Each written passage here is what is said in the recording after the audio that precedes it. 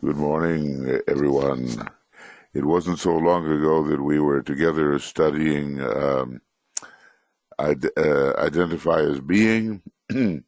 Some of you have had a day and some of us have had a night, so hopefully the mind is here and can take up again the subject, which today is a little bit, I would say, on the intricate side. But I would say that as long as each one of us has a sense of what every sign of the zodiac will contribute to the path of evolution at different stages. Now, that's a big ask, isn't it? But if everyone has a little idea of what the various signs of the zodiac will contribute at various stages to the path of evolution, then we're going to be okay. So, don't, I'm telling this to myself too, the intricacy of all this,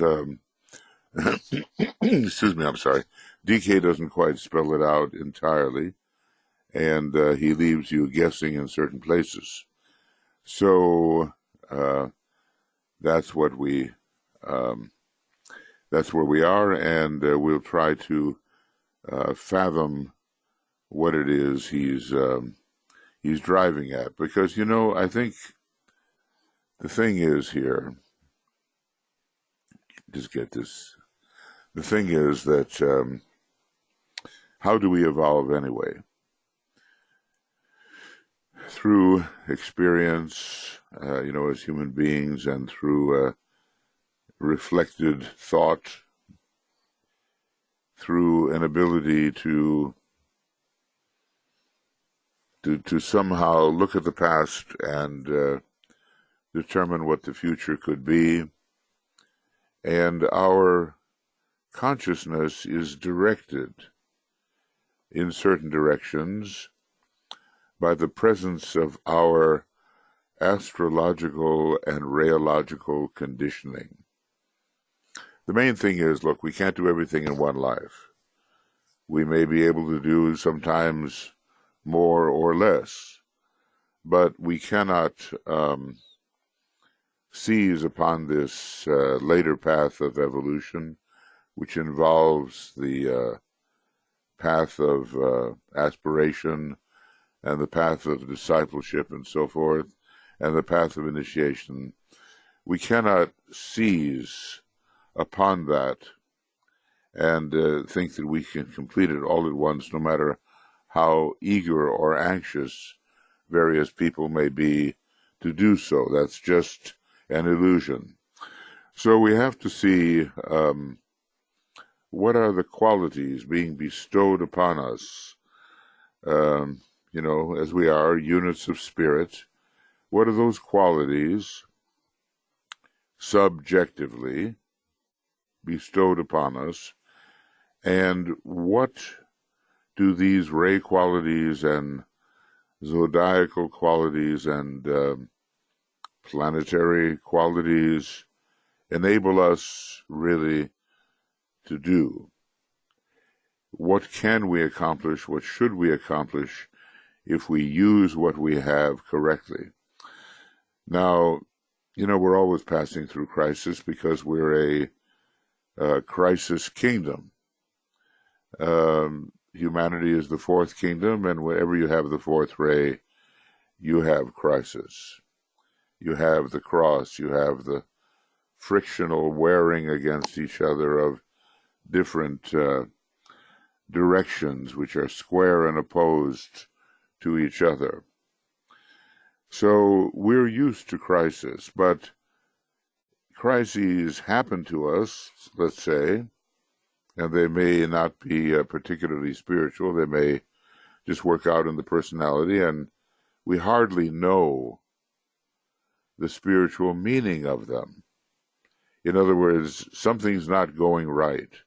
Something is frictional. Something is difficult to work through. What is the meaning of it? where is it supposed to take us? What is it supposed to build within us? If we could just figure out that building process, what is the next step ahead for any one of us? And then, of course, the whole constitution of man. These are the things we have to know. Those two factors, the constitution of man and the next step ahead.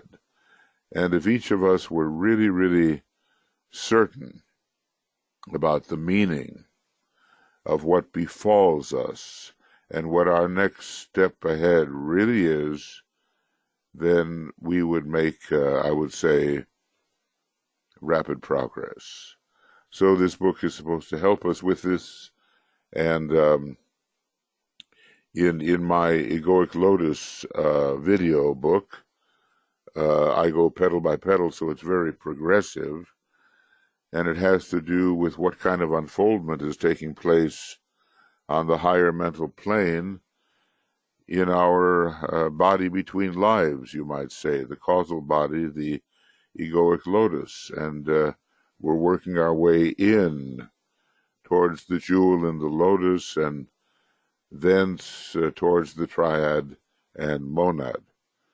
So there's a progression there, and if we can learn how to use the different astrological and rayological factors in a progressive manner, then indeed we will apply them as they should be applied for our particular stage of evolution. So that's where we have to get a grip. It's pretty easy to get a grip on the 7 rays, maybe. Not so easy to detect them. And there's a lot more variety in the realm of astrology, and we have to take the same 12 factors, or however many planets we use in addition, and say, this astrological factor is useful for my growth in this way now. Otherwise, we're misinterpreting and we're looking at something too simple or too complex. We've got to be really sharp. What good does this factor do me, the evolving soul in my group and so forth? What good does it do now? How can it be used? So maybe DK tries to give us a little bit of this. He tries to give us some sequences. And if we know the gifts of each one of the signs, let us say, we will know how we should apply those gifts at the present moment. Now, all of this demands that we be realistic about where we stand on the path. That's a really hard thing to do because we're eager, we're anxious. The promises of development have been held out before us, and we'd like to get on, like to get going here after lifetimes of delay where we've made a lot of mistakes. And as Master DK says, humanity has erred, made errors, erred grievously. So we've held ourselves back, and our whole planet, which should be equal in development to that of Venus, is not there yet. And the same is true for all of us as little cells in the process. We're not there and where we could be. But now comes a time of acceleration in the age of Aquarius, and we have the presence of the intended presence of the Christ for some, we don't know exactly how long, but for some 2,000 years or so, and we can make up for lost time. Venus, has completed, or is on the verge of completing its development, not in 7 scheme rounds, but in 5. Now that correlates with its fifth ray soul. You know, Venus is to the planets as Christ is to humanity. Venus has this accelerative aspect to it, just the way that Christ did through many, many correct decisions. And this is why Venus, the logos of which is not as old in experience as the logos of Saturn or Uranus or Neptune, is making tremendous progress at a rapid rate, just the way the Christ has done in relation to how humanity normally evolves. So new opportunity is now given to us, and we can recognize it or not. We can, pay no attention to it if we don't want to, or we can recognize it. Okay. Now, so I'll get into some of this intricate stuff here, but first just to say hello and glad you're here to Anne and Anna and Annette and Antoinette and Barbara and Brennan and Catherine, Chris, Ishtar, Karen, Carrie, Leslie, Laurie, nice to see you, Laurie, Marianne, Mariut, Martha, and Natney, and Nesa, Risto, right here in Finland, okay, Stacia, Tia, Zenaidi, and Veronica, and Joe and I will try to keep things stable. Actually, that'll be more for Joe.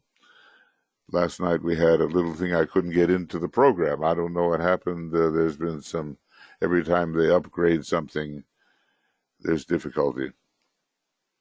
Well, anyway, we know what signs have been involved in crisis. These signs, and I've gone over them with you in in colors that are appropriate.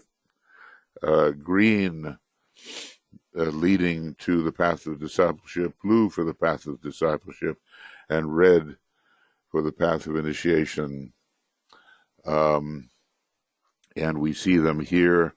There are 6 signs, and wherever there are 6, you might expect some kind of synthesizing factor. Now, usually a 7th, sort of in the center of things.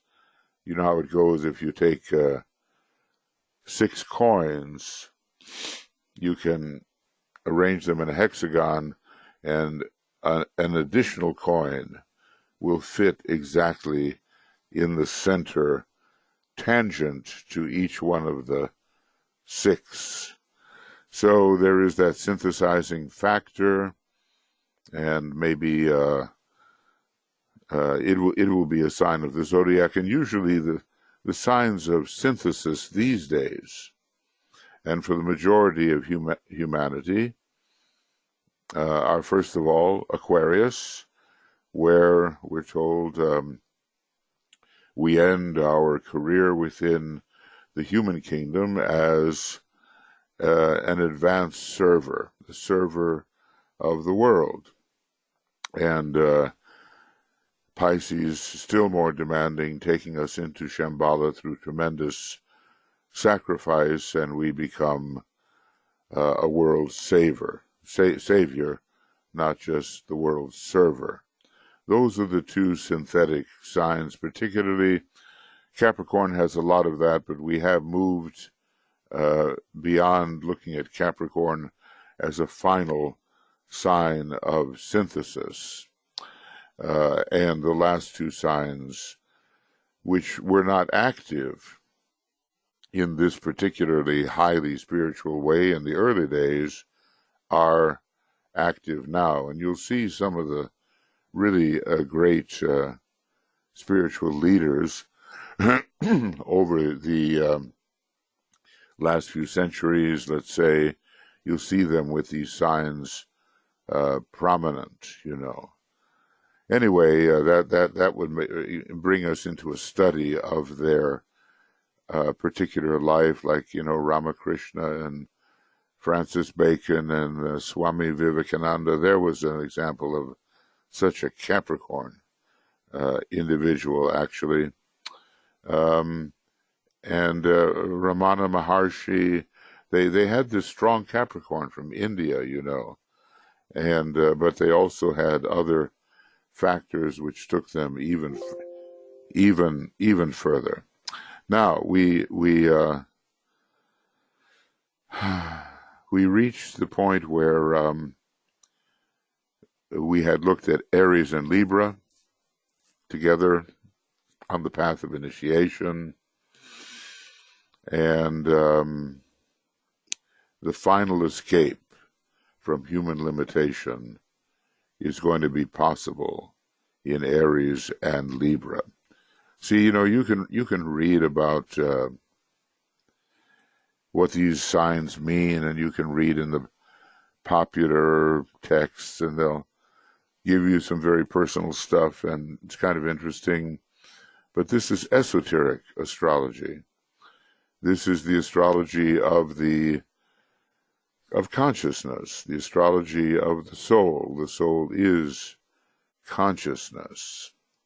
And so we're coming at this from a deeper perspective, and that doesn't mean that we necessarily dismiss the more personal meanings. We take everything in, okay? But we have to go deeper in terms of our development over many lives, and DK gives us the opportunity to do that. So we make our escape from the pairs of opposites under Aries and Libra, and it's the path of initiation, and the sun is standing for, well, it can stand pretty much for Vulcan through the will, and maybe through Uranus. And he now knows, after all of this, through, and listen to this, through transcended feeling and from identification with the seen vision, the true meaning of being. So this is setting us on the path of the third degree, which of course is lying relatively far ahead of the average disciple. But once you achieve the second degree,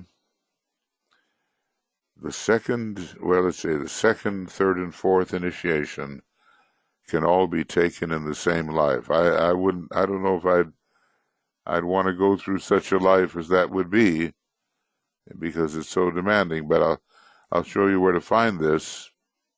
You go to the Alice Bailey books, and you look here at Initiation Human Solar, and you turn to page 84, and you see some very interesting things that at first you have to shake your head, and you have to say, is this really true? Many years, we're almost at 85, many years elapsed between the birth and the baptism. This is, for Jesus and his overshadowing presence, the Lord Maitreya. But the remaining 3 steps were taken in 3 years.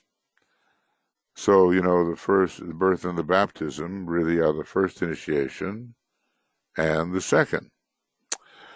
Once the second initiation is taken, the progress will be rapid. The third and the fourth, following probably in the same life, or the succeeding life, the life coming after. So that's quite a sentence there, and it gives us encouragement to work towards the baptism, where we enter the stream and are flowing along with the ashramic current and have overcome a lot of glamours, and then the spiral becomes very rapid. Okay, so just note that not everybody will tread what we call the path of initiation. Not everybody. Some will just travel with humanity as humanity simply rises into greater and greater consciousness and effectively takes these initiations, but at a much slower rate and not through individual effort. Now, some people are brave enough or risky enough or, eager enough or disciplined enough will deliberately take on the requirements of the path of initiation and be subjected to very great pressure and maybe quite a bit of suffering. As they say in the fixed cross of the soul, you have a Taurus, blinding light, Leo, fiery pain. We always hear Moria talking about the sacred pains. Krishnamurti experienced them when his vehicle was being prepared for the Christ. Scorpio, bitter woe, such suffering, okay? And then Aquarius, liberation. So whenever you have Aquarius, you're going to be liberated from some previous stage if you play your cards right, maybe tarot cards. Play your tarot cards right, and you'll be liberated from some more confined stage into greater livingness. Not the end, but step by step. Everything is gradual. And as DK said, if you seem to be making extremely rapid progress, it's pretty much because you have prepared for that in past lives, and it's simply an unfolding. So read in here in Initiation Human Solar around 84 and 85, and you'll see what each initiation is supposed to bring you. Now that takes us, I guess we're in number 55, and let's see if I can, okay, let's see where we are. I'd like to know that, actually. Oh, I'll get rid of this one, or at least make a great invocation out of it. And we have basically a threefold process.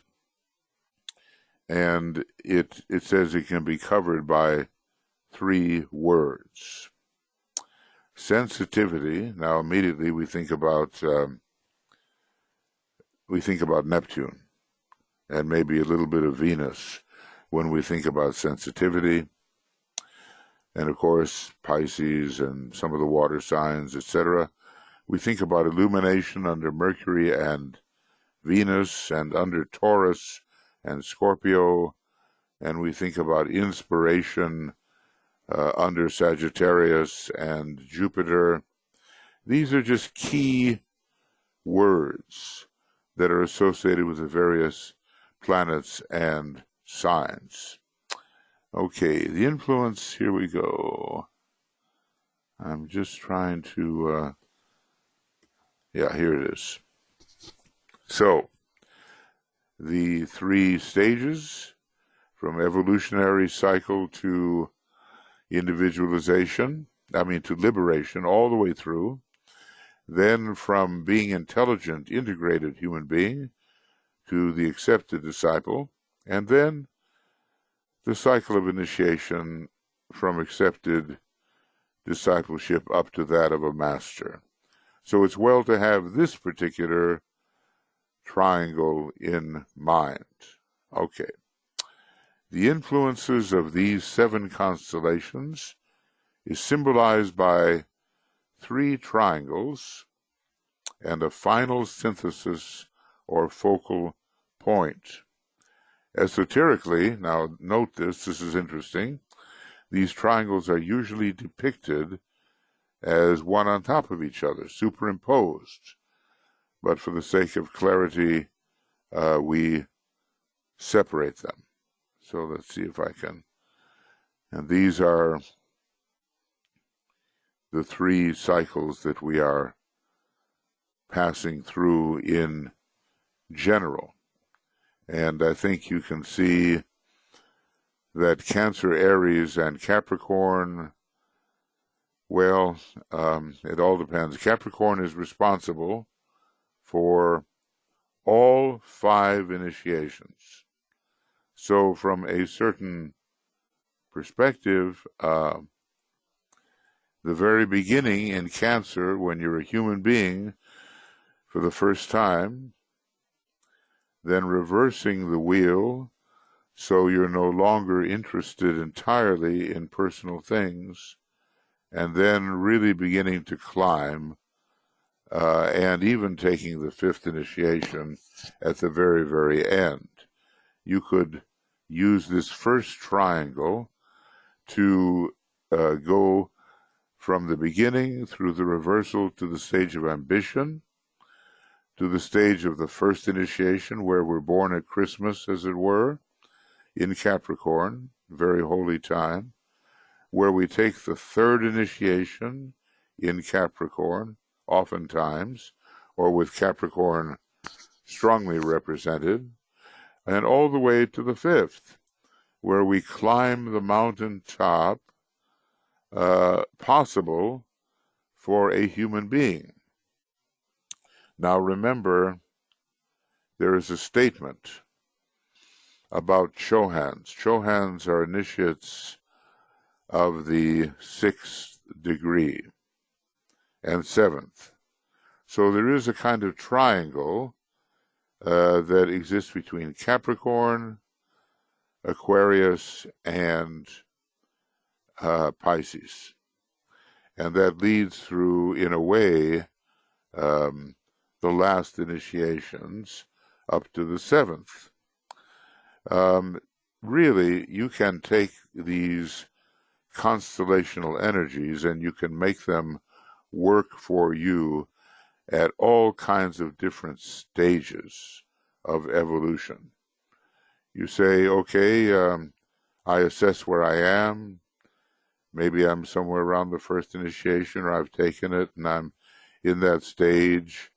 Okay, let's say I'm a Taurus person. What does it mean there? Or let's just say I'm passing through the transfiguration. I'm a Taurus person. What does that mean? I'll interpret everything in terms of a great light. Or let's say I know I'm going through a process of getting rid of glamour before the 2nd initiation. I'm a Taurus person. Well, I'm going to shine a big light on all my glamours and so forth. Or maybe I'm going through the 4th initiation. I'm between a rock and a hard place. And Vulcan, ruling Taurus, is really important. It has a different meaning.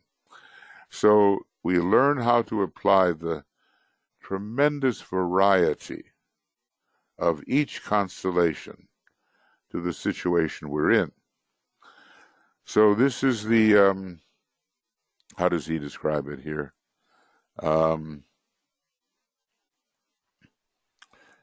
Okay, superimposed, etc., etc. Right. These 3 things tell us that there's an evolutionary cycle that goes all the way. There's a cycle of aspiration. And by the way, the heights of aspiration, you'd hardly believe it, are reached in Taurus. You also often think of Sagittarius as well in that respect.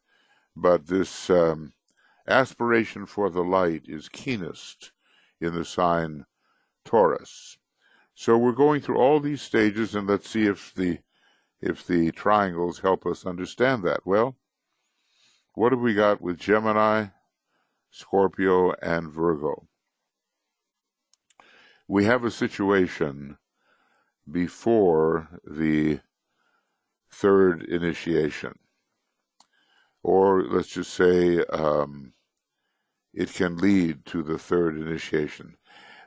It's quite remarkable when you think about what are the signs under which we could take the first initiation of the birth of the Christ in the heart, and we find that Gemini is definitely one of them.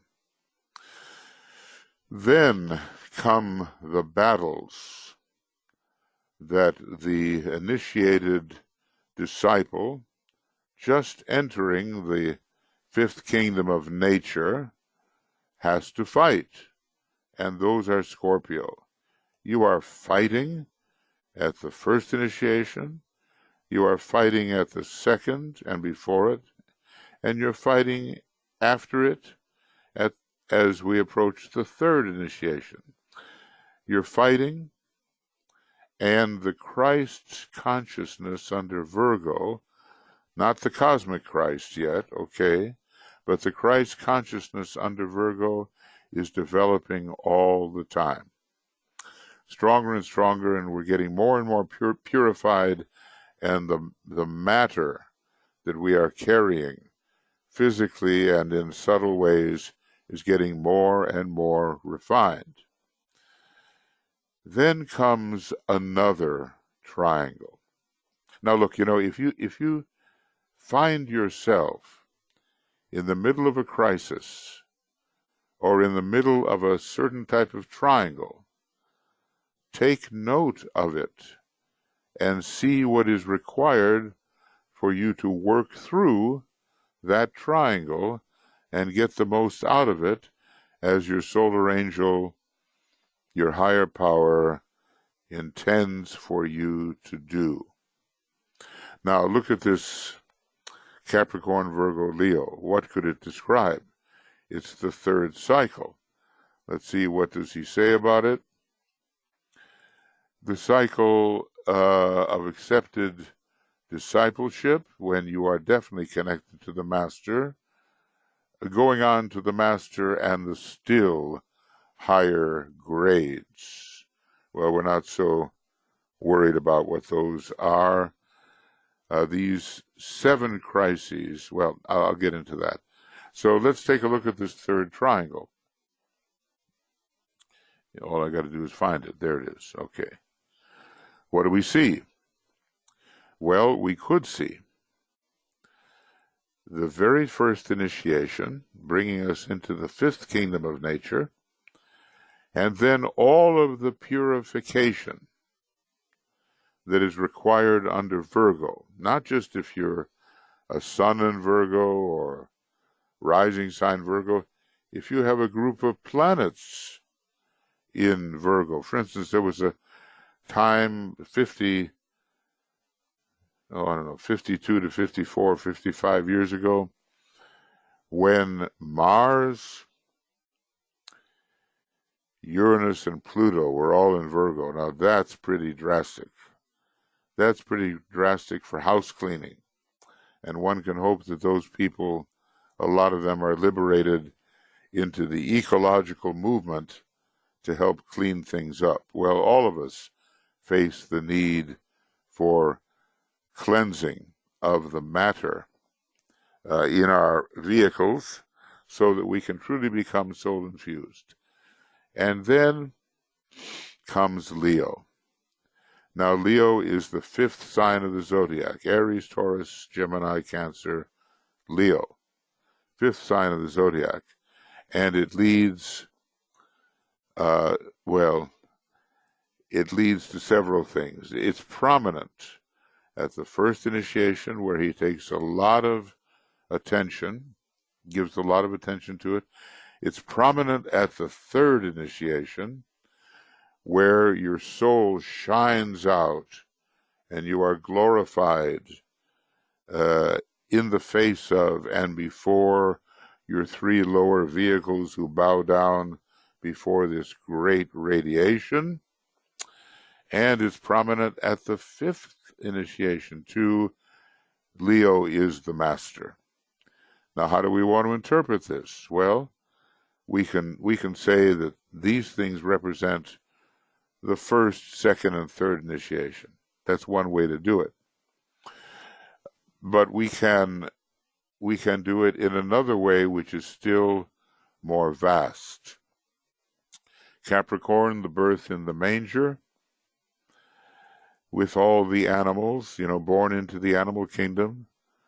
Virgo, the growth of the Christ in the various initiations and the cleansing of the animal nature, of the old Adam, and of all of our vehicles, and Leo, the sign of mastership.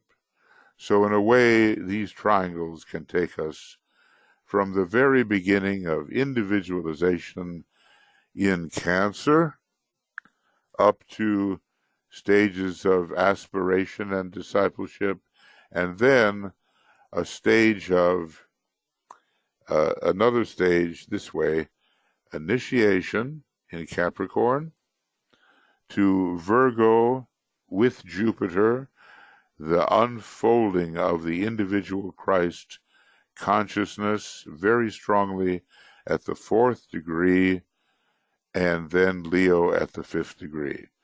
So it begins with Cancer in this way, and it ends with Leo.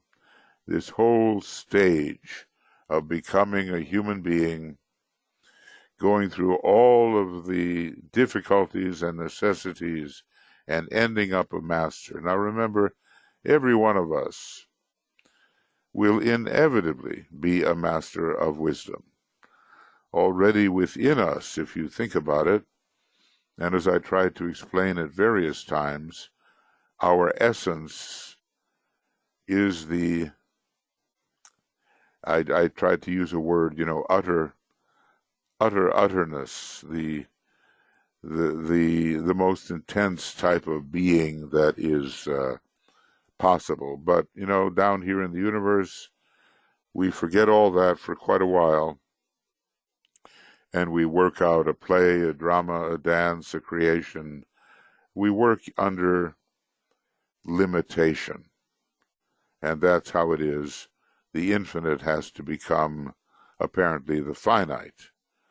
But then we, start coming back, and I call this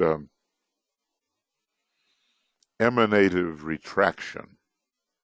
Sounds like fancy words, but it means you did emanate from the one universal logos, and you go back along the path. You retract along the path, having gained much, and return to your state of being the logos of the universe, and more.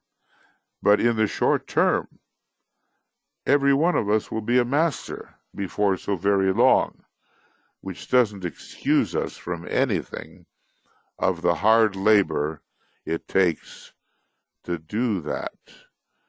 That is the big issue. It's hard labor.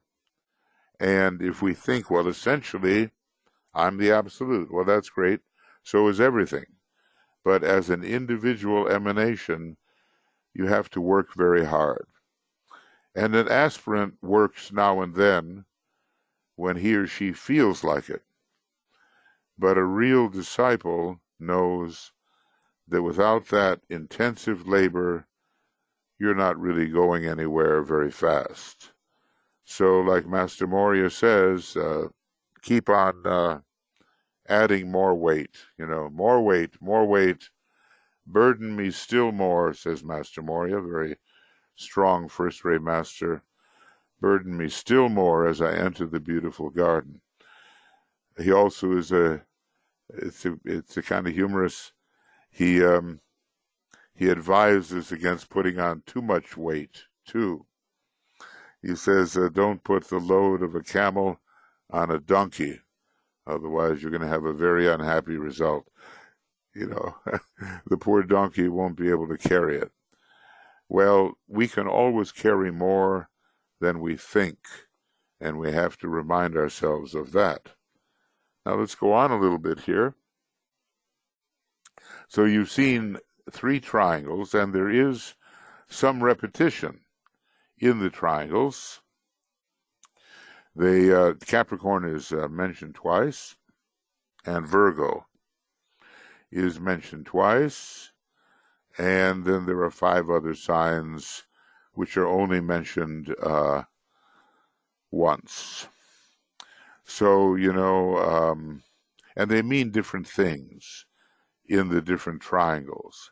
Just all I can say is, look, there's going to be more triangles than we can possibly ever get a handle on in this life. And, Master DK knows a lot about what they all are, but he also knows he doesn't want to put the load of a camel on a donkey.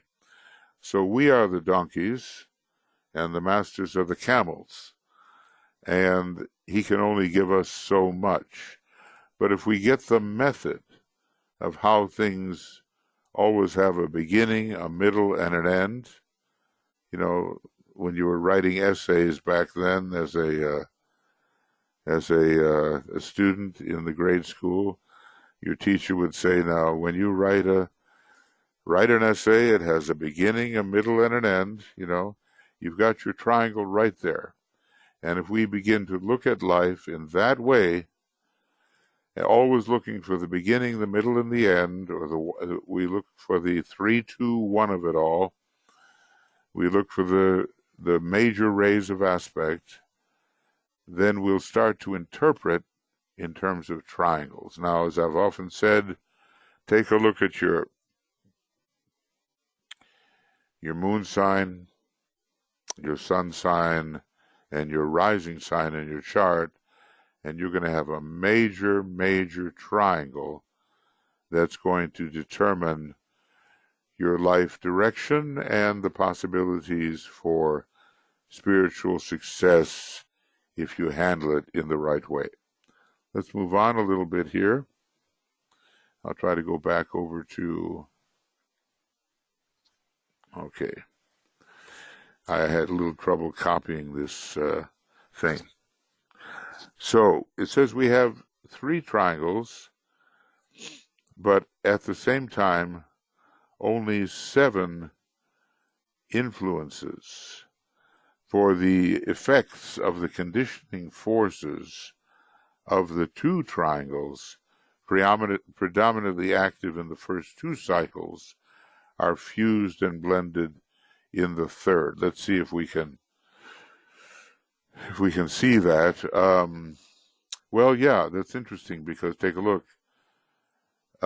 This, it's as easy as 1, 2, 3. 3 is always the point of synthesis, and notice that the Capricorn found in the first triangle is repeated in the triangle in which you fuse and blend. And Virgo in the second triangle is repeated in the triangle in which you fuse and blend. And Leo is the radiant, glorious synthesis of it all in this particular case. Now, I would say that a lot of us are involved with this second triangle. There's not so many people that are consciously treading the path of real initiation. This would mean from the 3rd initiation onward. Maybe some of us are treading what's called the path of probationary initiation, which involves the birth of the Christ in the heart and the baptism in the River Jordan. Those are the outer events which symbolized the inner process. And when you look at those processes, the second triangle is more focal. When you look at really, really treading not just the path of preparatory initiation, preliminary initiation, but real initiation, then this 3rd triangle is important. See, people need a direction in life. You don't want to spend your whole incarnation living according to your moon sign. Now think about that. And maybe you can transform your vehicles when you consider the moon veiling Vulcan, Neptune, or Uranus, but you don't want to just have the worst traits of your moon lasting your whole life. As a matter of fact, for people like ourselves, we don't even want to have just the sun sign characteristics being dominant for the whole life. Maybe in the beginning, and maybe when we're relatively young, and so forth. But sometime, let us hope, that the main conditioning factor switches to the rising sign. That's what we really want when we think about our spiritual progress, don't we? And that's a different kind of life. It doesn't mean that you can't draw upon what your moon has taught you, that you can't draw upon what your sun sign has taught you, but the big synthetic factor driving you to the center of your life is your rising sign. And that every one of us has to cultivate in that major, major triangle. And for some of you who have the same, let's say, the same moon sign as your rising sign, then you just live up to the higher characteristics of that sign rather than all of those lower things that could keep you going around in circles for the whole incarnation. We want progress. Is it just individual progress? So we can point to ourselves and say, I'm an initiate, you're not. There are people running around saying that kind of thing. No. We want progress so we can help. And I was always amused, and I've got to find it again, I don't think it was written in a book that I read some night on the astral plane. I'm pretty sure I ran into it from DK. And the idea was the disciple was saying, Master, Master, use me. Like that. And the master answers, what makes you so sure you're usable? What makes you so sure you're useful? And I thought, well, we better make sure we are useful before we cry out and say, use me. And that means a lot of training. Every one of us here is in for the training of our lives. And it's pretty intense if you'll go that way. All right, so anyway, we have here 3 triangles, but at the same time only 7 influences, because Virgo and Capricorn are repeated, right? Wait a second, let me see where I am here. Okay, only 7 influences for the effects of the conditioning forces of the 2 triangles predominantly active in the first 2 cycles are fused and blended in the third. And I suppose if we looked at the very first triangle, let's see if I can find it, there would be a way of, instead of looking at this as the entire span of human evolution, we could say Cancer, individualization; Aries, the crisis of reversal; Capricorn, the crisis of the first initiation. And then over here, Capricorn is most likely the crisis of the third initiation, taking us to the end of human development. So look, Master DK has a huge Gemini in his chart. This is my estimation. he gives there's a writing that he gave out to something called the Discipleship group. It's not really published anywhere, but I think it is on the internet somewhere. And in this writing, he gives two major signs for various masters. Now, as I may have mentioned, I think that Master DK, his two signs are Taurus and Gemini. Tremendous light and flexibility of mind. For the Christ, I think his two signs are Pisces and Libra. He is the Savior and he's the Prince of Peace. For Master Kuthumi, the signs are given. And it is Pisces for the saving aspect and Gemini for the mental aspect, connecting with Master DK. For Master Moria, I believe it's Aries and Leo, the two great fire signs. As a matter of fact, Master Moria says, if you want to remember me on March 24th. So this has become Moria Remembrance Day, and, you know, it's right there in about the 3rd degree of Aries. I think he also gave, I may be mistaken, but there's good reason to believe it, the two major signs of the Buddha.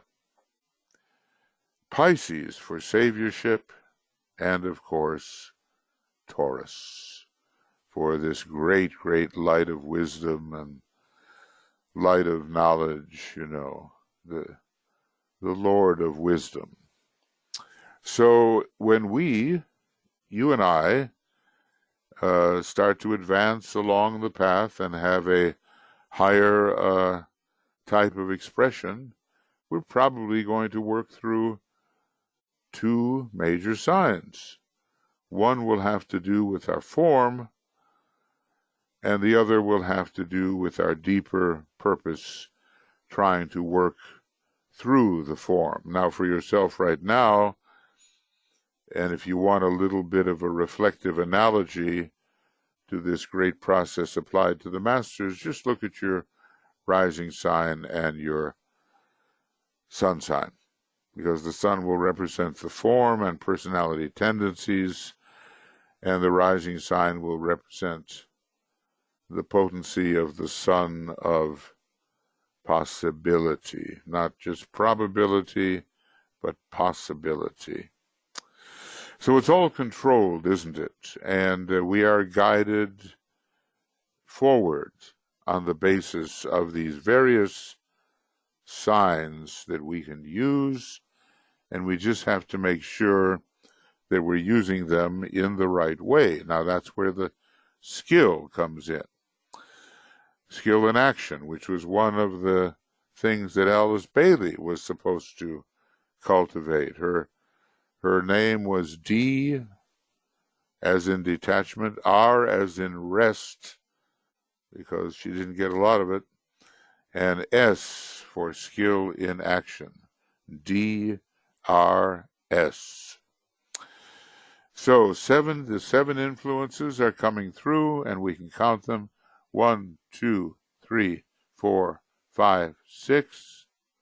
And forget these two because they're repeated, and Leo is 7. Okay. Now, going on.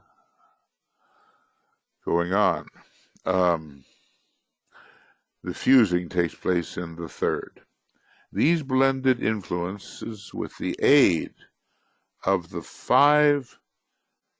remaining 5 constellations, Sagittarius, Libra, Taurus, Pisces, and Aquarius, enable the disciple to escape out of the human kingdom into the kingdom of souls. Now, you know, especially Pisces and Aquarius there at the end. Have you made your escape? I know I haven't made mine. I'm still very subject to the fourth kingdom, as probably we all are. But once we become beginning at the fourth degree and confirmed at the fifth degree and, well, finally at the sixth, we have made the great escape. And that is symbolized, of course, for us in the ability to take a very long trip to a distant constellation, eventually on the way of higher evolution. So it starts, I think, at the fourth degree in earnest, because we contact the monad in a kind of unveiled manner.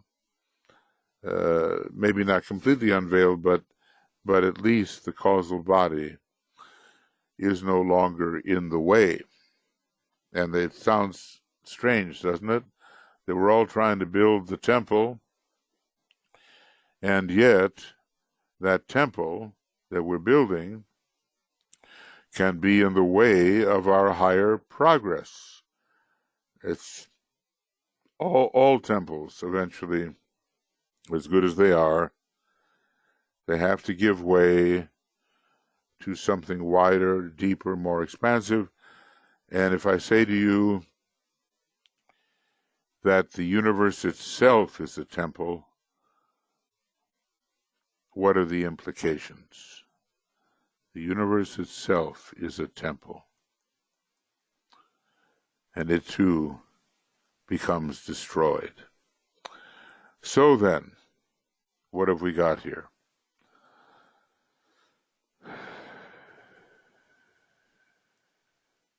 We have, therefore, 7 constellations, which bring the man from the stage of individualization to the path of discipleship. Now, how does he think of these? Individualization, Cancer. Reversal, Aries. Gemini, first initiation, and many intelligent phases before that is even possible. Scorpio, archetypally, the second initiation. Capricorn, archetypally, the third initiation, though it counts for all 5. Virgo, having to do with the release of the Buddhic Christ consciousness at the 4th degree, and Leo, well, we could either, there's different ways to do this. Leo can be the 5th initiation, but it can be the 1st. And Virgo is all the house cleaning that you have to do before you get to the possibility of taking the 1st initiation, We just clean up our physical etheric act. And then in that case, these signs stand for something different. So let's see, what has he got here? So, okay, get this out of the way here. 7 constellations, etc., etc., etc., which bring a man from the stage of individualization to that of discipleship. Now, let me just say, when does discipleship really begin? And I want to say that before the 1st initiation, discipleship does not really begin.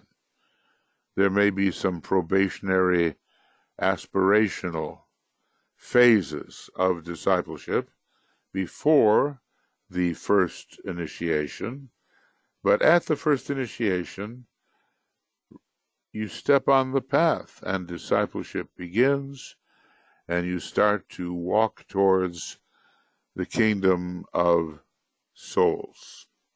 So it's also possible to think about Gemini here becoming an intelligent adaptation to your environment.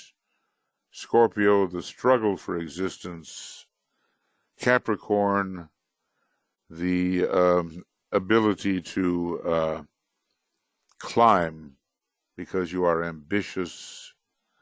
Then some house cleaning under Virgo, and finally Leo, first initiation. First initiation and real discipleship. Okay, so you've got those. And then,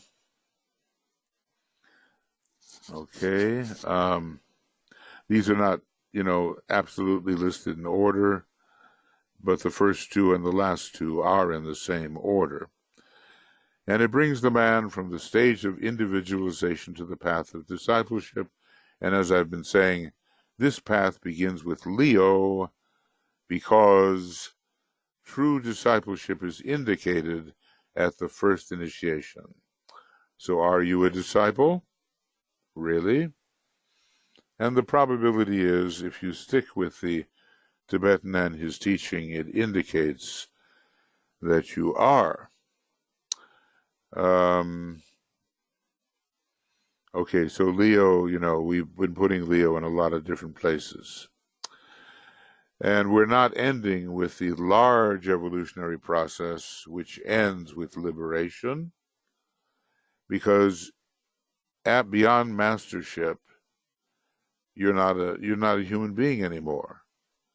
You may be a member of the fourth creative hierarchy, but like DK says about the 6th degree initiates, they are no longer men, as are the masters. So it's a different sequence. We're going up to Leo at the beginning instead of Leo at the end. Leo at the beginning of the path of initiation instead of at the end. And, it's not easy to spot what people are going through. It's not easy for people themselves to know what they are going through. But the signs can give you a hint.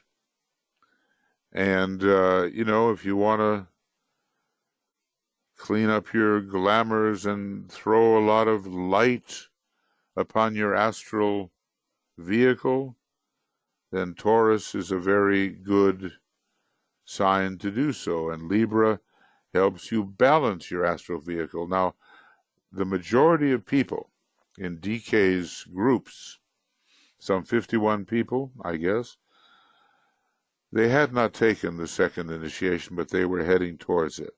And they were working in that direction, which would give them spiritual intelligence and mental illumination. So what have we got here? That's not it. Don't want that. So I want to just, I'm not having a little trouble here. Okay. The 7 constellations. Okay. What we have here is, we have just been given a list leading from individualization to the first initiation. So that's important. I mean, if you see a Leo person, you don't know. If they seem to be ripe for initiation, you don't know immediately whether it's the first initiation, the second, the third, even the fourth. Leo has a real hard time at the fourth initiation because Scorpio challenges it and destroys a major form of expression, the causal body.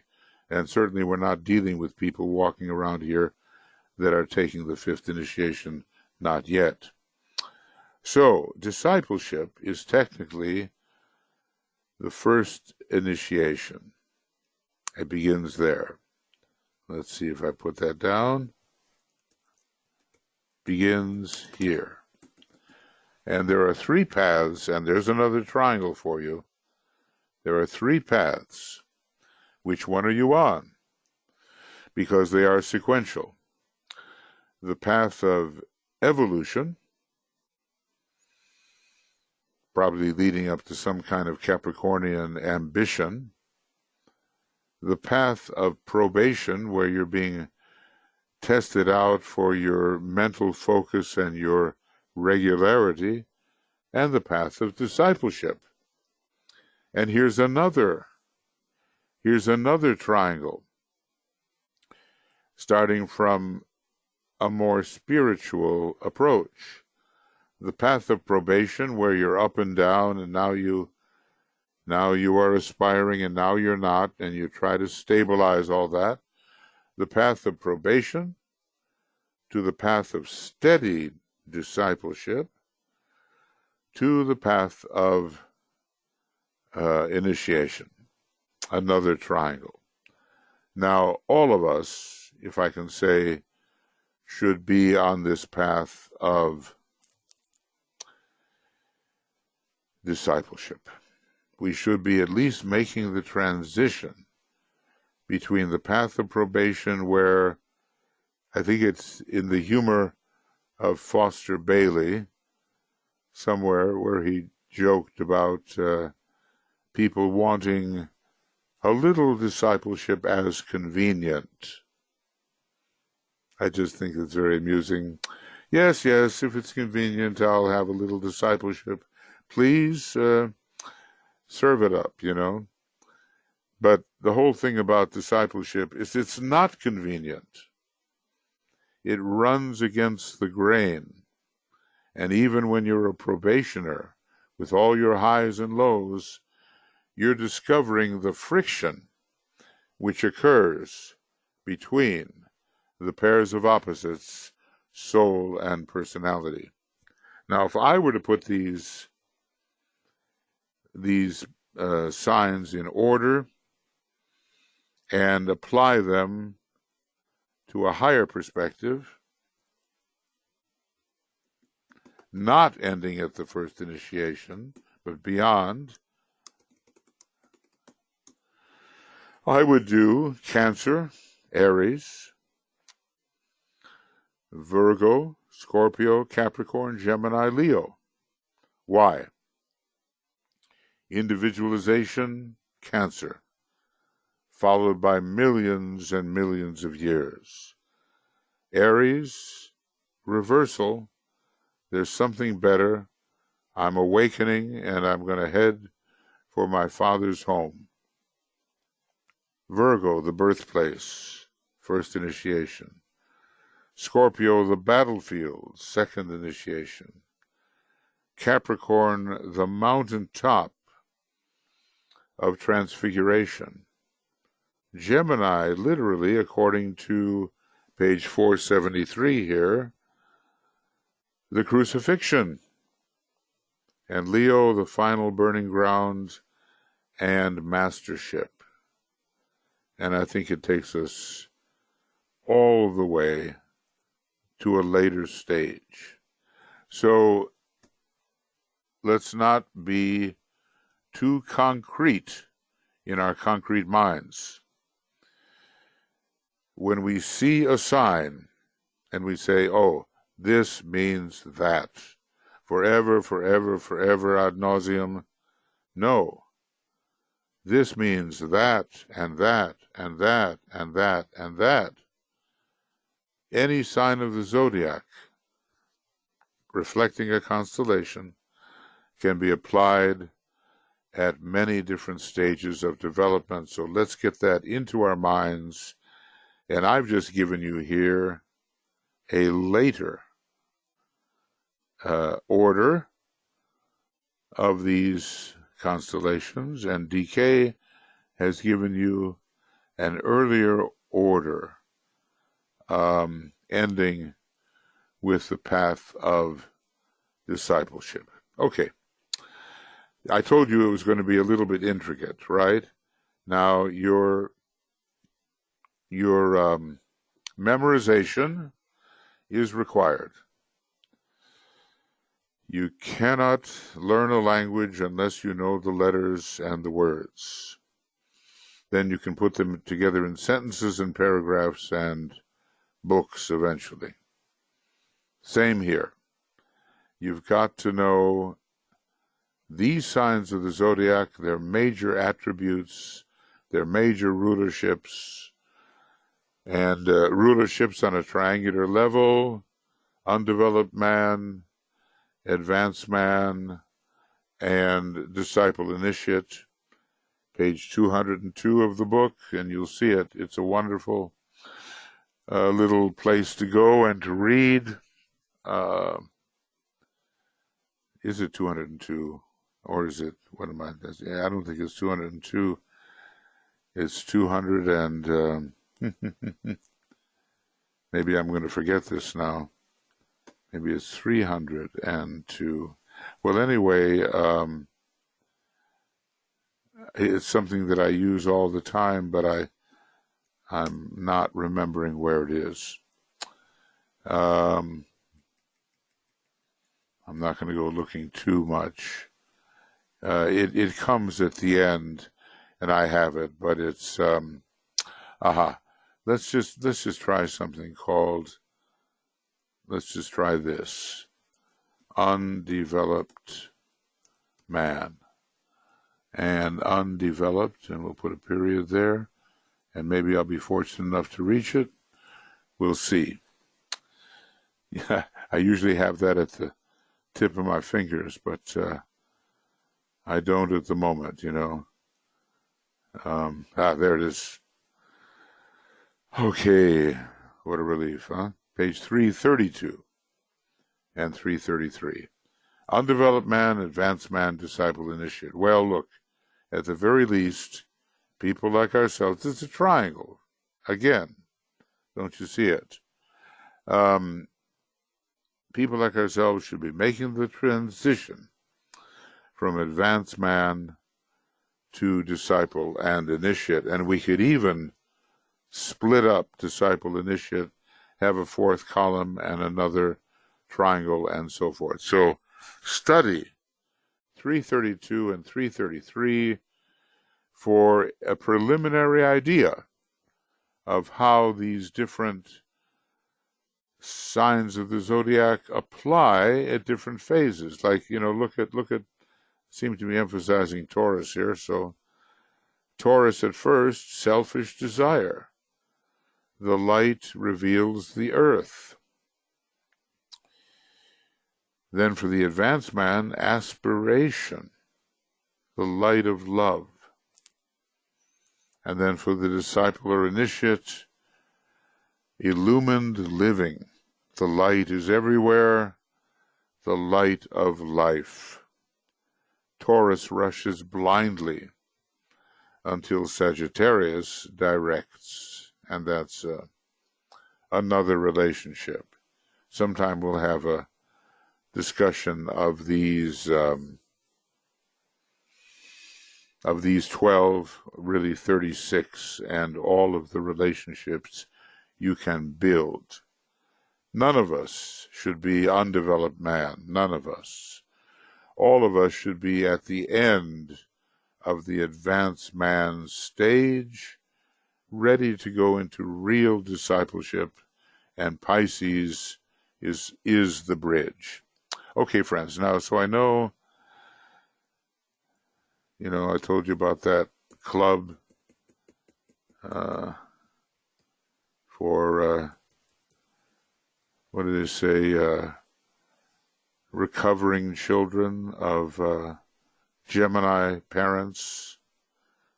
It's called On and On, you know. And it's possible to just keep talking about these things. But look at the 7 in the triangles and the 5 that are left out. And these 5 constellations are having a lot to do with individual development as well. And we'll talk about that as we go. So, although we're not covering a lot of pages, I hope that we're going in depth in such a way that at least it sinks in, you know? That's the really important thing. So this is the end of the, oh, come on. Yeah, Science of Triangles. And today is the 16th of October, and we'll be beginning next time with number 56, and should be the 23rd of October, and it will still be more or less here on page probably 474, I think. Well, I think so. Let's just see. Just take me a moment.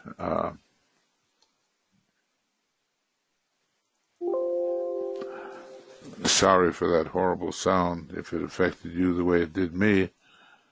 474, I believe. Figure 475. We made a page of progress. So I'm very grateful for that. Okay. Now, friends, I, having gone on and on and on and on, did you see anything? Did you realize anything? Is there anything that strikes you from just these few references and the idea of a span which can cover a certain developmental period, from individualization to the first initiation, from individualization to the fifth initiation, from intelligent humanity to accepted discipleship, from accepted discipleship up to mastership, or maybe up to the third degree, and from accepted discipleship all the way to the end of our evolution on this planet. And meanwhile, various triangles emerge, giving us the 3-2-1 of the story. In time, it's always matter first, consciousness next, will at last, when dealing with matter. Actually, of course, in terms of real appearance, it's always the will first, the love and consciousness second, and manifestation or appearance or form is the third. But so often, in terms of time and how these things build up in us, we don't jump to the will. We don't jump to the will without having developed a strong base in our manifested life. And until we can love and feel unity and begin to regard other people as parts of ourselves, well, that's the love part. We don't jump to the will, and if we do, there's a lot of danger. Now, you know what happened? It's an amazing documentary. I always mispronounce the last German name, but it was done in 1932 or 33. It's called The Triumph of Will, or The Triumph of the Will. And it's the big Nazi buildup jumping over the love aspect. So it was made by a filmmaker, quite famous at the time. Was it Leni Riefenschneider? Something like that. Let's just find out exactly.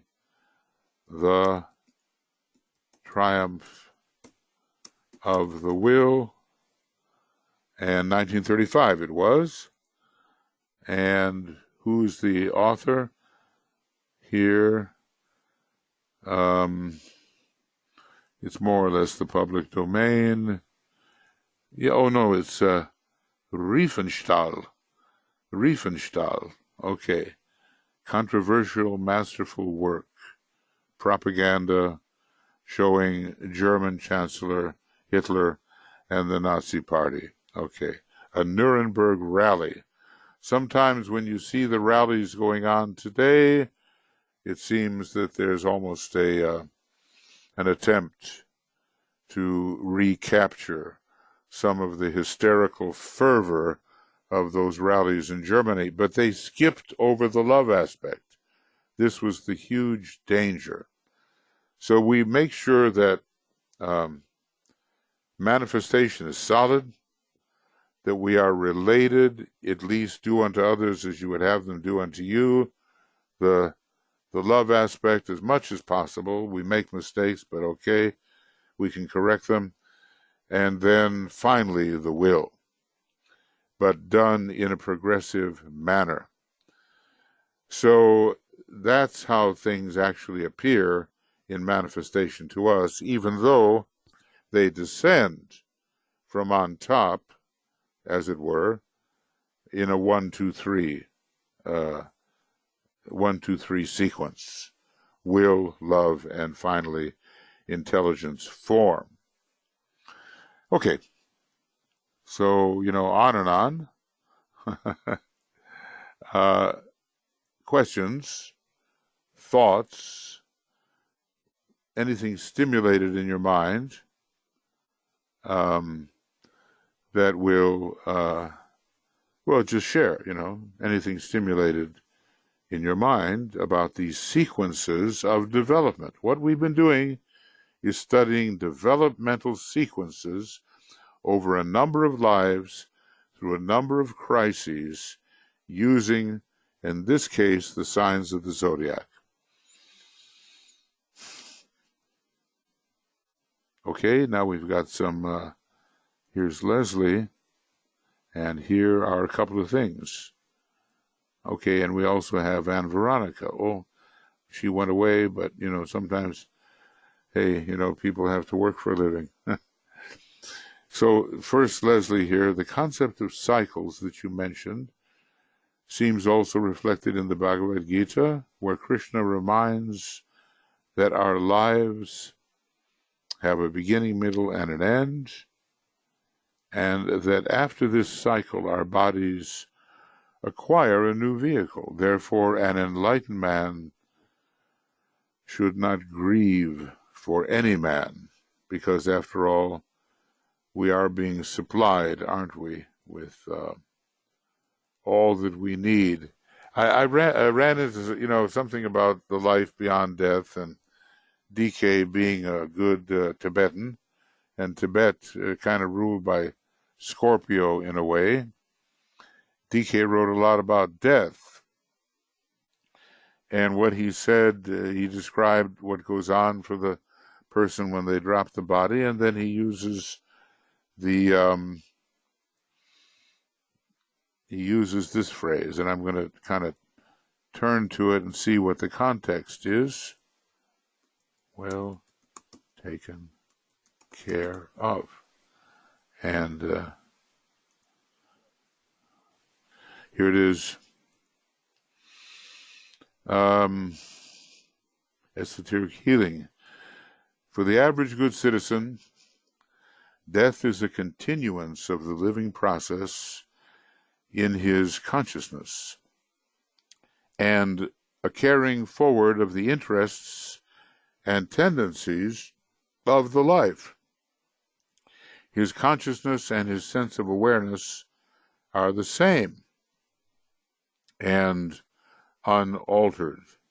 See, Uncle Henry is still Uncle Henry, and Aunt Mabel is still Aunt Mabel, right?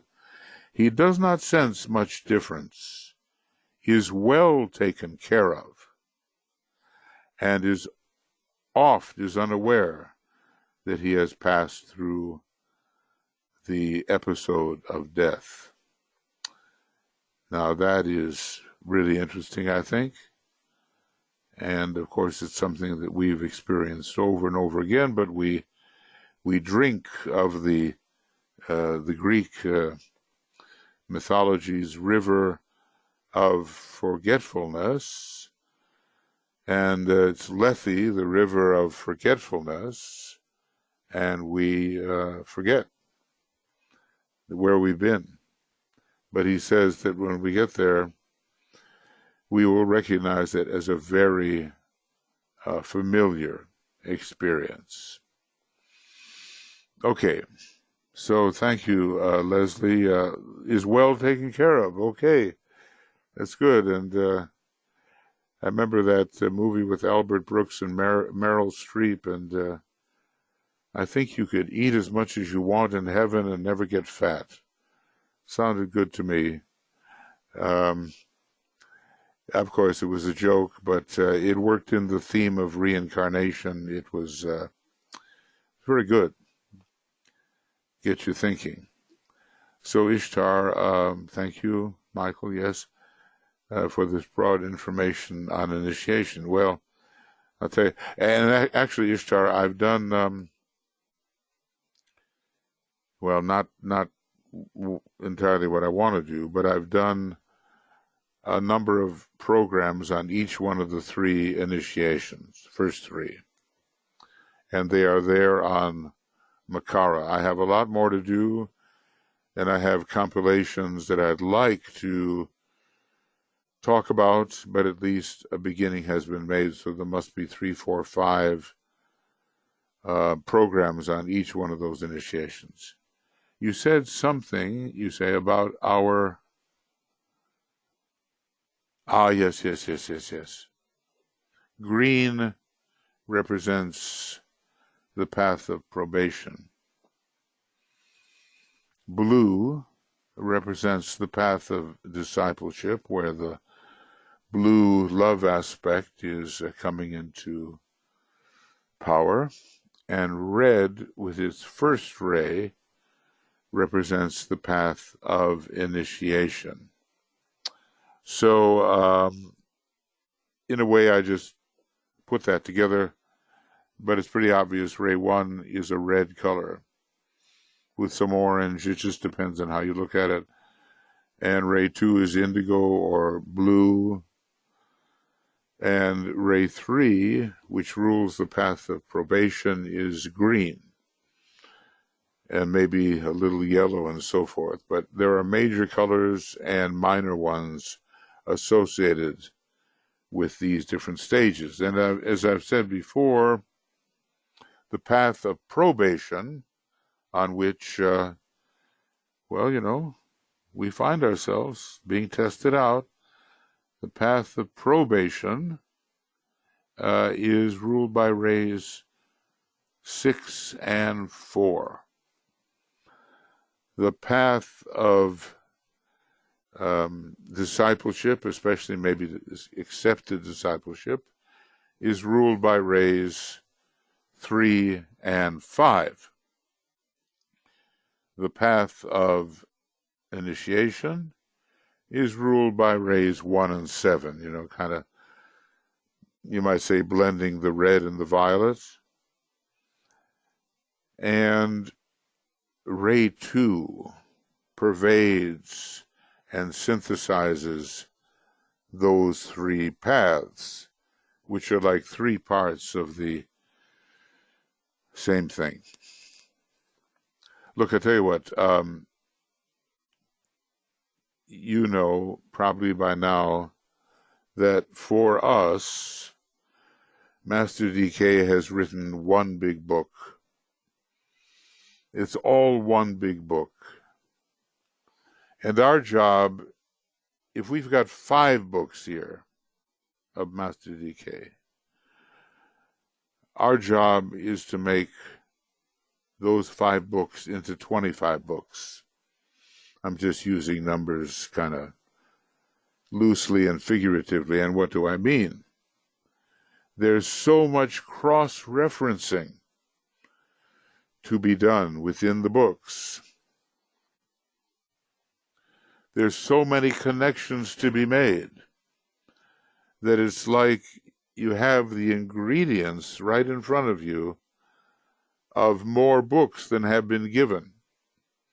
And in your commentary and your detection of new links and new relationships, new books appear.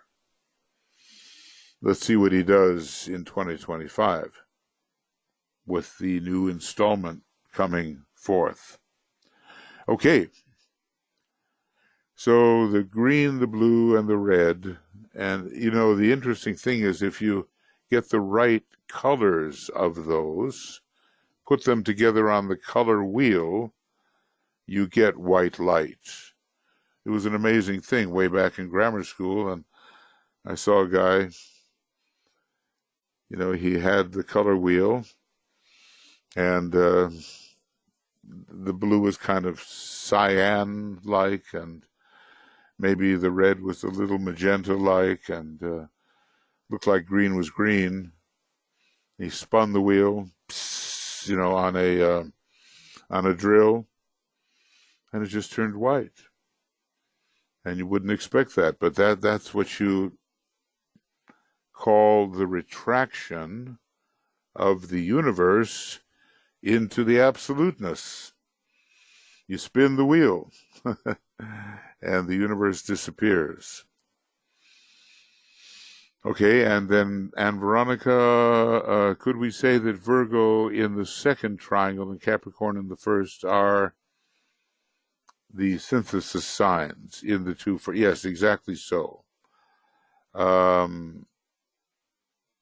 They are the synthesis signs. And let's review here what that means. And I think it's Esoteric Astrology, page 474.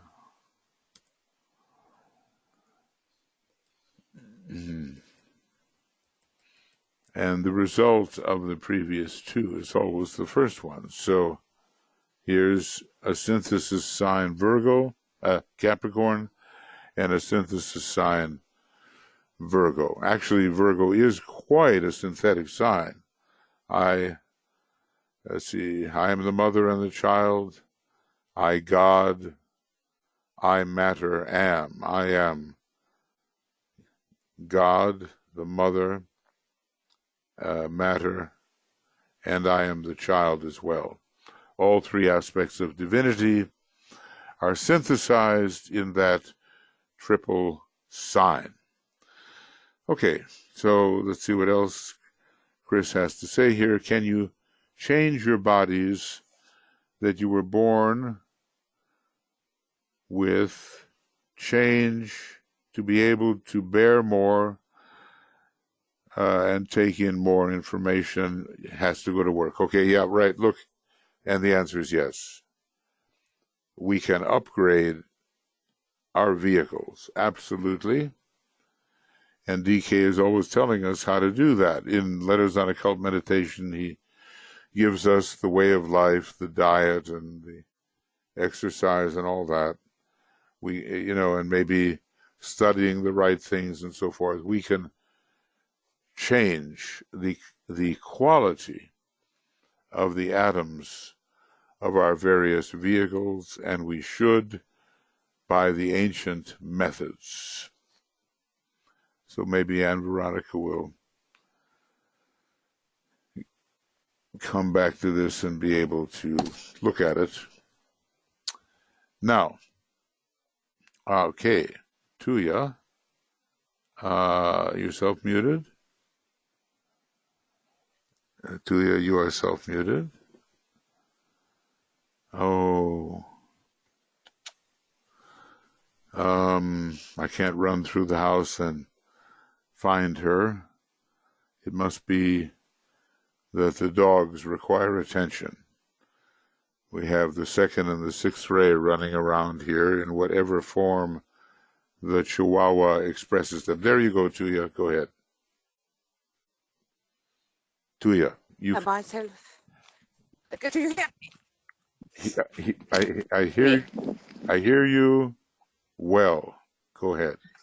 Because I am on the road, so that's why it is very bad connection. But anyway, if you can hear me, I try to say quickly good morning. And then I was just thinking about while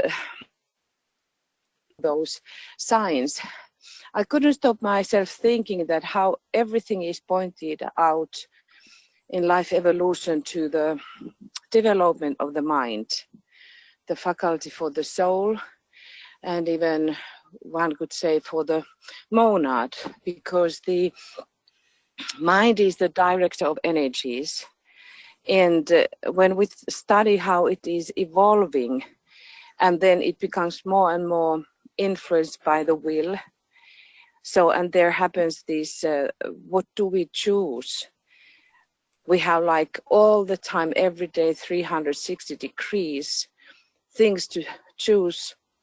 But it's the mind within us which is choosing the direction, or that the soul is using the mind that we may think that we are interested about that, but somehow I could think that it's the soul who is interested to use the mind this way. And every year it's like this one impulse from the creator being,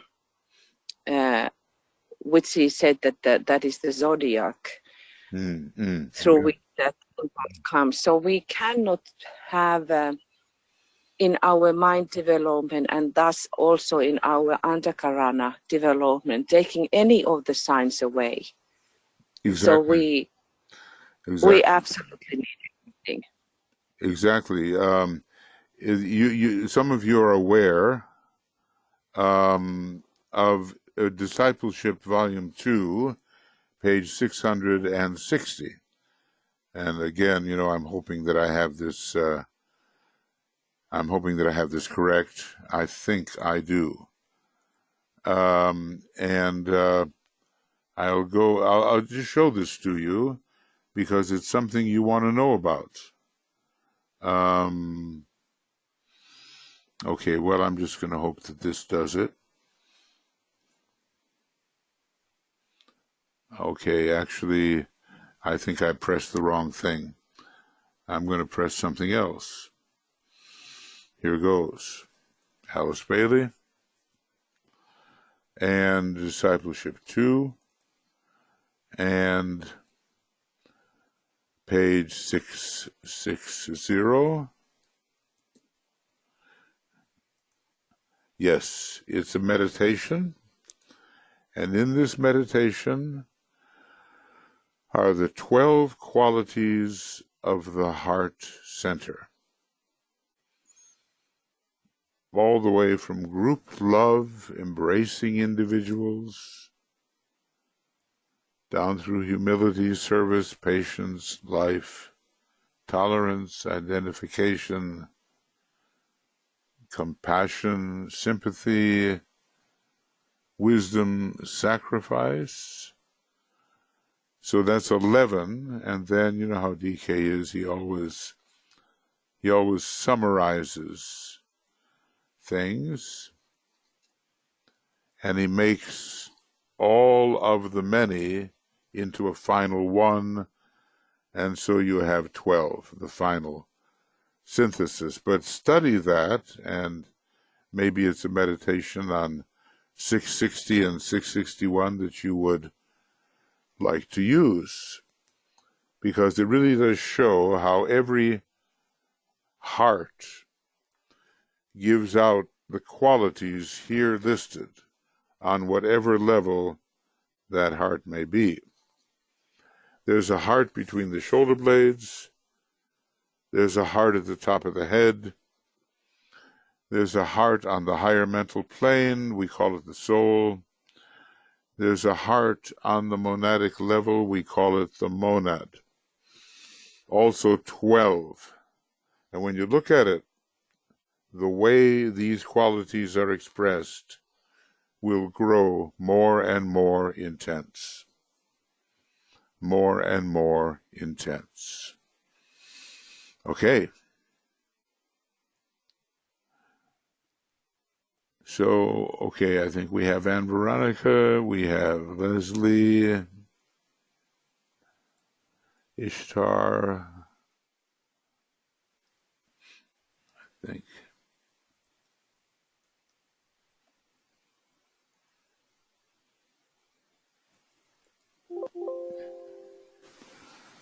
Right, I'm not doing so well when I do that. Okay, any other questions, thoughts about our material? Remember, we are evolving. and there's a science to the manner in which we evolve. It's all really intricate. If I'm on ray 1, 2, 3, 4, 5, 6, 7, my path of evolution will be both the same as everybody else and different from everybody else. And that I have not seen done yet.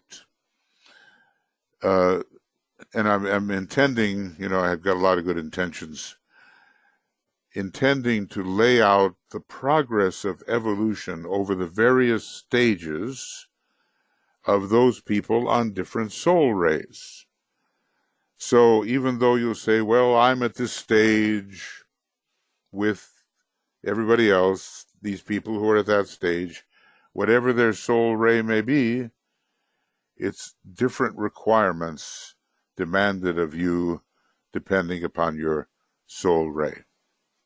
Okay, is there anything else you would like to... Oh, here's Anna, and there you go, Anna. Can you hear me? Yes.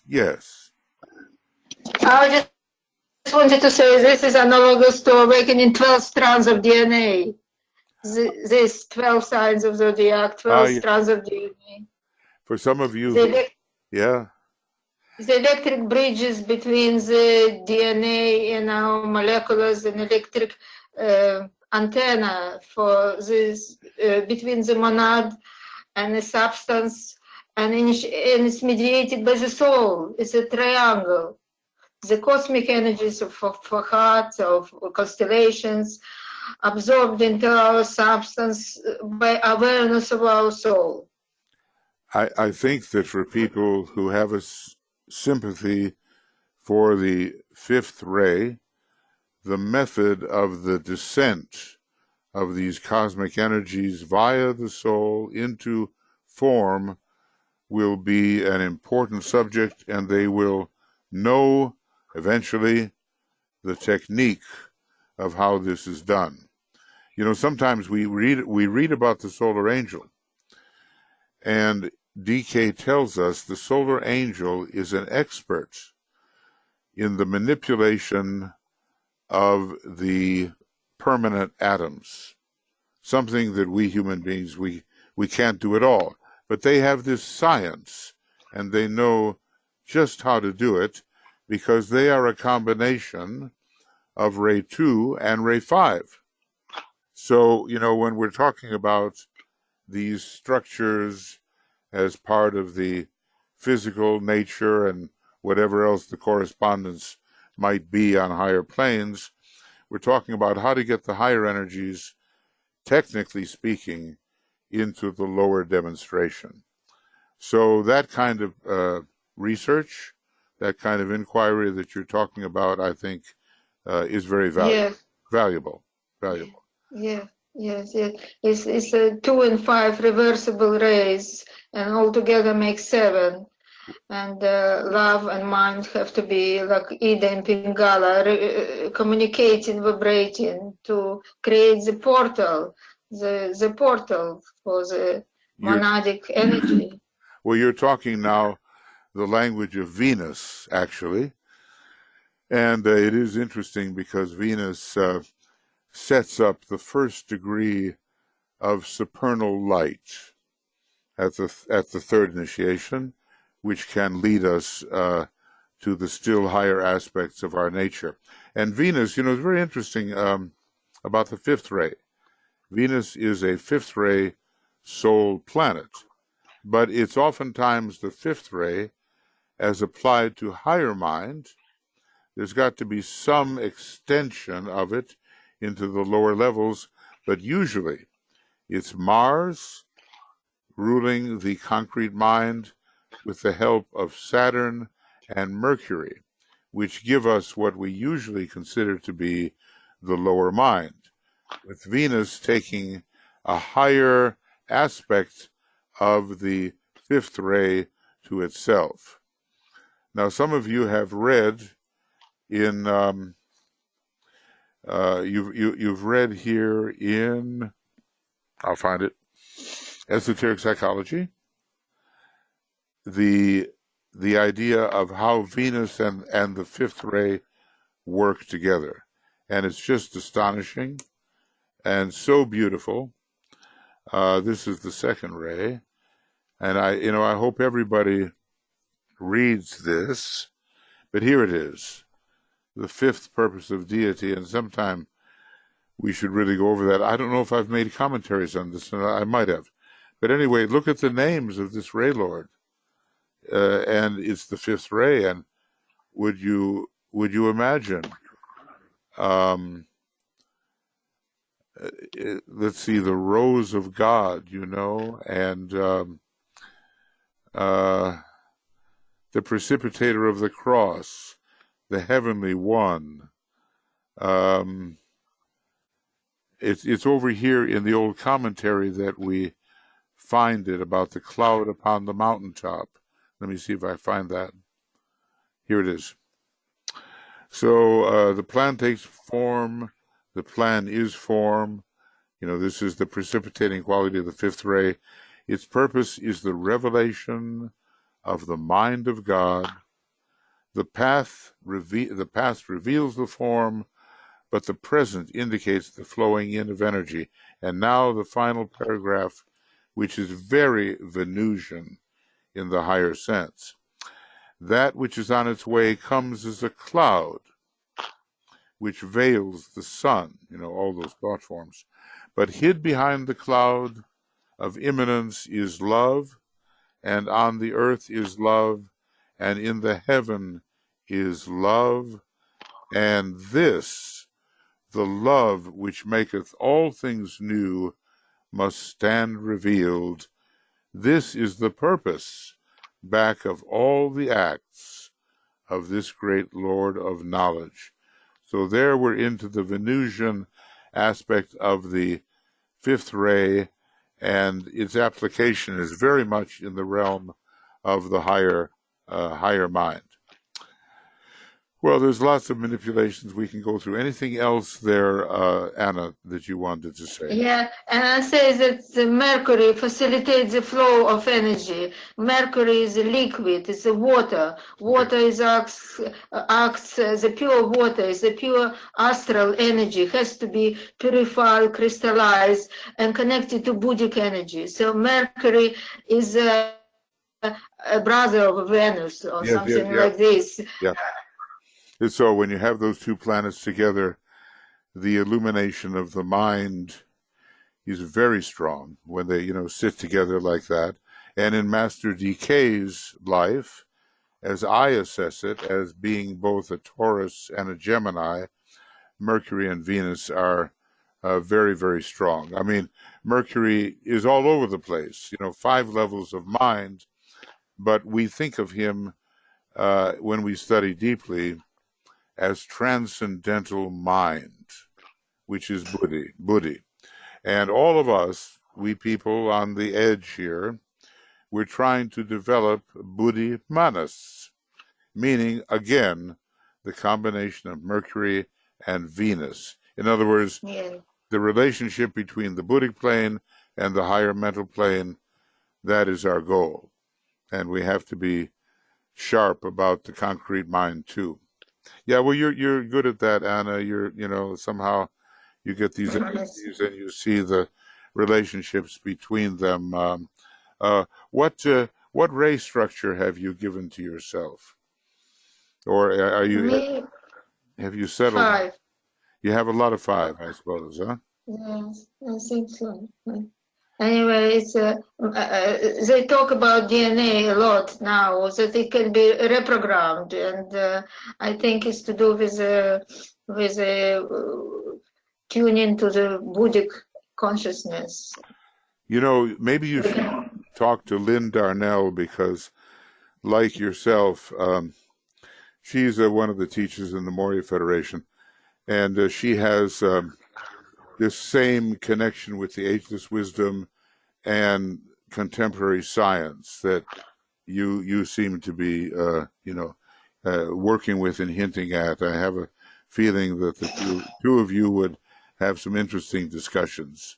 Lynn Darnell. Thank you. I'll try to write her and maybe set up a chance for you two to speak about things. Thank you, Anna. Thank you. Thank you. You bet. Okay.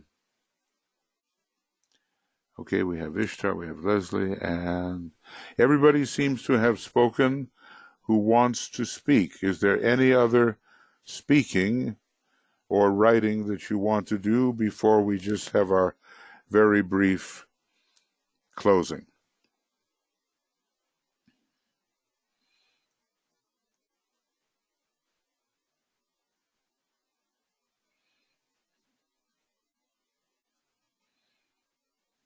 Okay. We seem pretty good. That's good. That's good.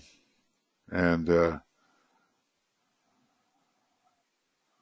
and by the way, Ishtar, when it comes to red and blue, it's not always red that's higher than blue.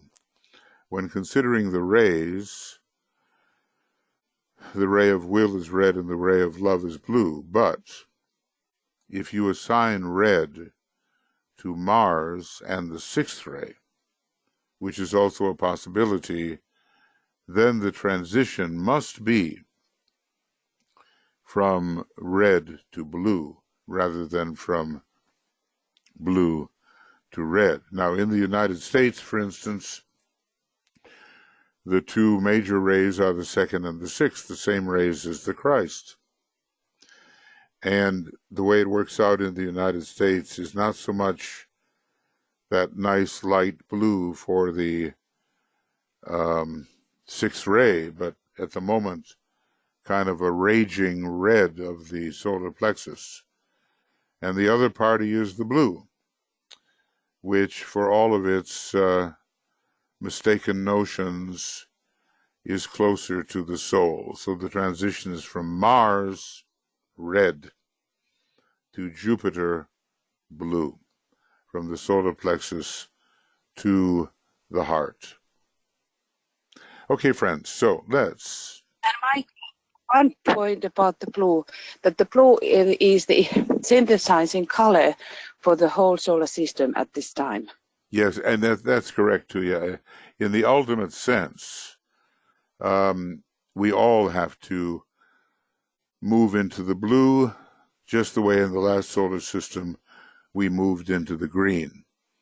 That's correct. And in the next solar system, we will move into the red. And you know, a fascinating statement that was made, and you almost wonder how it could be true, but they say that the Black Lodge, or the Lords of Form, in the next solar system will use love as the obstacle rather than intelligence as the obstacle used in this solar system. In other words, the green sometimes blocks the blue in this solar system, and in the next solar system, the blue will sometimes block the red of the will. But the red of the will has to fade into the great indigo ray, which synthesizes everything in our solar system, probably because the monadic ray of our solar logos will end up as the second ray of love wisdom. So there's a whole color key to the ageless wisdom, and DK gives a lot of hints. And, you know, where to study that. Study that in the appendix of Esoteric Psychology, Volume 1, and study that in Letters on Occult Meditation. There's a lot there on color. Anything else from anyone? Okay. All right, then our last little bit will be the Great Invocation, but just also to pause for a moment and think of all the triangles within your etheric body, just in general.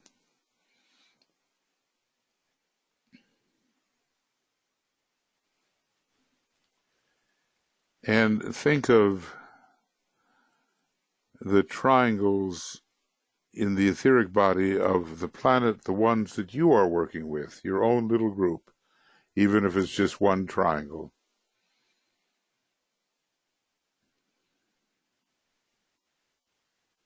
But lines of goodwill and light are created. And then think of all the triangles in the whole triangles network, and may there be ever more of high quality all over the world.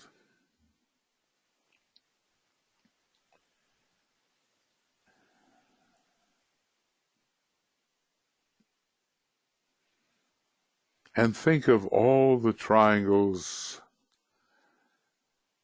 which connect the globes in our planetary system and the chains within our planetary scheme.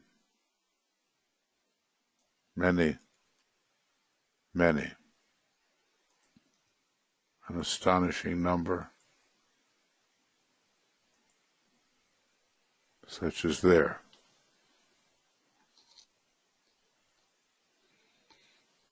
DK has given many hints in a diagram like that. Now think of everything I just said about the Earth is true of every planet. So think of all the interplanetary triangles between the planets. That network is being accomplished as we go, and the Solar Logos is halfway through, and only halfway through his evolution, just as the planet Earth, the Earth scheme is halfway through its intended evolution. And think of the way our sun relates to different planets in triangular form.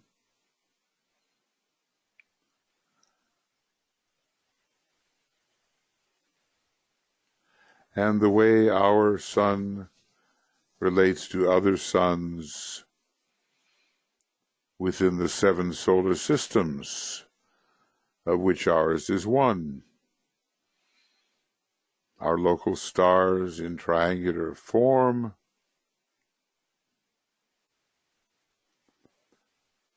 and on it goes. I won't go into it all, but when you see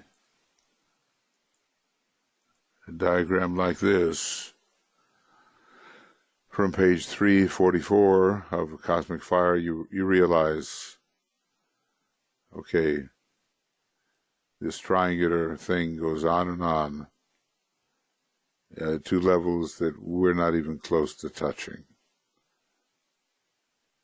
So let's learn to think in terms of time, the 1, 2, 3, the 3, 2, 1, the development of the whole, and then the Trinity. 3 is 1, 1 is 3.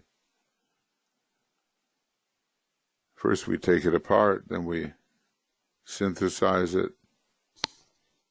And everywhere, if we're triangle sharp, we're going to find instruments which are instruments of living beings which are triangular and which can express energies which have to penetrate the etheric body of space. We're building in the triangle networks, which are not just between human beings, but also beyond. So that's the context in which you're living. Now let us say the great invocation, and tonight we have the kind of triangles work which Master DK recommended for us between people, and that will be a broadcast that Tuya will give at 5 p.m. GMT in our YouTube channel, which is always the same for any broadcast. Webinars change more often.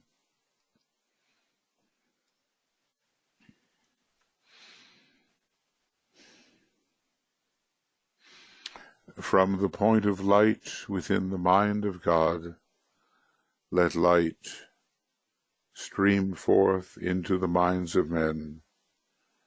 Let light descend on earth.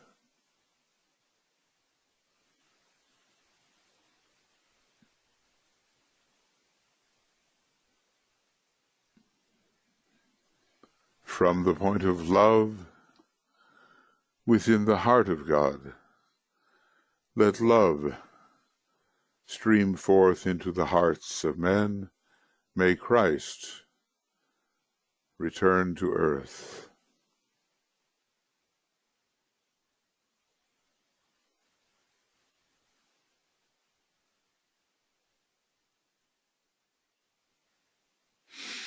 From the center where the will of God is known, let purpose guide the little wills of men, the purpose which the masters know and serve.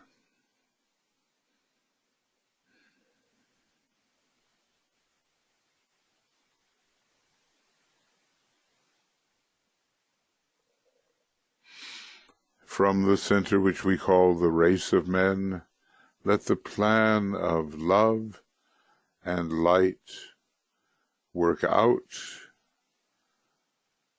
and may it seal the door where evil dwells.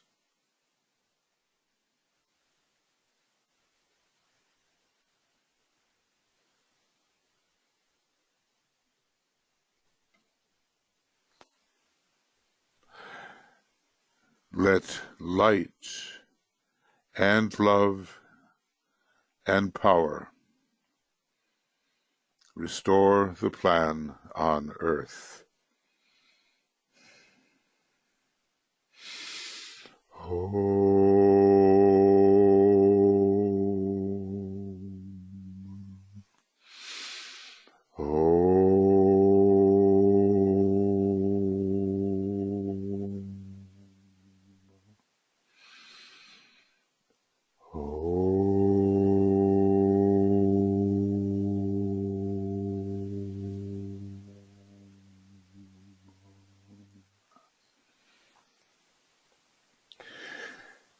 Okay, friends, maybe tonight we see you at the broadcast, and from Tuya and myself and Joe and the whole team, we send lots of love and many blessings, and the wish for your continued progress in the unveiling of the ageless wisdom to your consciousness, so that you and I and everyone can be of more help to the hierarchy and to the manifestation of the divine plan. So, all the best, and we'll see you quite soon, we hope.